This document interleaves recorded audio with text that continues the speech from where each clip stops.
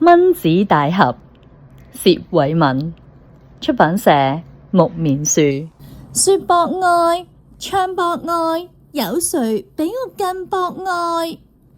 有錢的，沒錢的，我都平等來對待。國王陛下，我照樣咬，皇后的血更是好菜。國王說：給我建個大宮殿，宮殿擋住了，蚊子肯定進不來。可是蚊子進不來，風也進不來，又悶又熱，真難捱。皇后要賞月，月亮在屋外，皇后想看花，花園在屋外。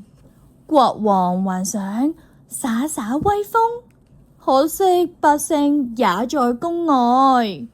皇后氣得肚子痛，國王氣得鼻子歪，最後還是只能走出來。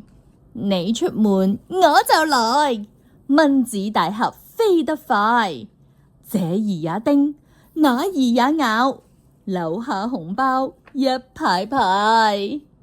弓箭射不死，棍不開，皇后氣得肚子痛，國王氣得鼻子歪，最後想出新計策，想請蚊子當大臣。